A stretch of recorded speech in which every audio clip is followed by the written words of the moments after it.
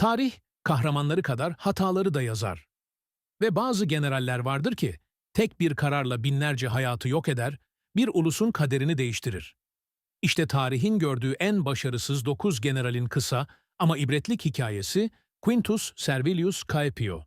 Roma'nın utancı Emertum 105'te kibirle hareket eden Caepio, üstünün emirlerine uymadı, tek başına saldırdı ve Roma ordusunu Cimbri kabilesine ezdirdi. 120 bin kayıp, kaybolan altınlar ve sürgün, Caepio, Roma tarihine bir felaket olarak geçti. Gideon J. Pillow, zaferi kendi elleriyle geri verdi.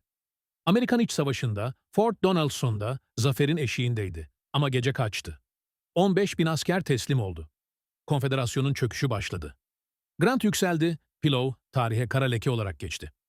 Francisco Solano Lopez, küçük bir ülkeyi haritadan silen diktatör Paraguay, 3 büyük komşusuna savaş açtı. Sonuç olarak erkek nüfusun %90'ı yok oldu. Lopez, akıl sağlığını yitirdi, ailesini bile idam etti ve çatışmada öldü.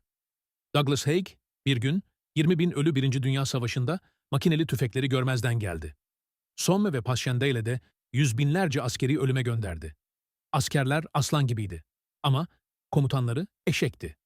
Erich Ludendorff, zaferden felakete ABD'yi savaşa soktu. Savaş sonrası sırtımızdan bıçaklandık yalanını yaydı. Bu söylem Hitler'in yükselişine zemin hazırladı. Askeri zekası vardı ama vizyonu yoktu. George McClellan, savaşmaktan korkan komutan sayısal üstünlüğe rağmen tereddüt etti. Richmond'un kapısından döndü. Lincoln onu görevden aldı, sonra tekrar getirdi ama asla cesaret gösteremedi. Pierre de Villeneuve, Napolyon'un umudunu batırdı. Trafalgar'da 20 gemi kaybetti, İngilizler tek gemi bile yitirmedi. Napolyon'un Britanya planı suya düştü. Villeneuve utançla intihar etti.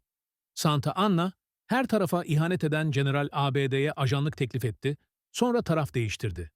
Alamo'nun kahramanıydı ama San Jacinto'da mahkum oldu. Meksika'nın tarihindeki en güvenilmez liderdi. William Hull, tek kurşun atmadan kale teslim eden. Adam 1812'de Fort Detroit'i tek mermi bile atmadan teslim etti. 2000 asker, tüm Michigan. İngilizlerin eline geçti.